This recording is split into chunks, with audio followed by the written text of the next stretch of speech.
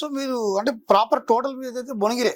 100% భువనగిరిలోనే పుట్టి పెరిగినాం. మా తాత ముత్తాతలది కూడా భువనగిరి టౌనే. మరి మంచి క్వాలిఫికేషన్ కదా, బీటెక్ పూర్తి చేసిన అంటున్నారు, మంచి స్కూల్ చదువుకున్నారు, మంచిగా చదువుకున్నారు. ఇంజనీరింగ్ సెక్టార్కి వెళ్ళకుండా అంటే అవిచిస్తి గారు పొలిటికల్ వైపు చూడడానికి ఏమైనా కారణాలు ఉన్నాయా? పొలిటికల్ వైపు చూడడానికి కారణాలు ఏం లేవు కానీ టు బి ఫ్రాంక్ చెప్పాలంటే మా తాత భువనగిరికి ఫస్ట్ మున్సిపల్ చైర్మన్. ఆ తర్వాత మా పెద్దనాన్న కూడా మున్సిపల్ చైర్మన్ చేయడం జరిగింది.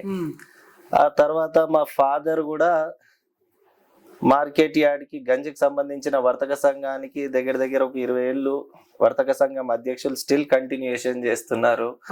మార్కెట్ డైరెక్టర్ గా ఒక 4-5 టర్మ్ చేయడం జరిగింది. Aarti association, commission association president గా కూడా ఉండడం జరిగింది. వీళ్ళు చేసిన సేవా కార్యక్రమాలే నాకు ఒక ఇన్స్పిరేషన్ అయ్యి చిన్నగా ఉన్నప్పటి నుంచి పాలిటిక్స్ లో ఉండాలి. స్కూల్ నుంచి నేను ఒక స్కూల్ లీడర్ గా ఉన్నాను. ఆ తర్వాత కాలేజ్ ప్రెసిడెంట్ గా కూడా ఉన్నాను.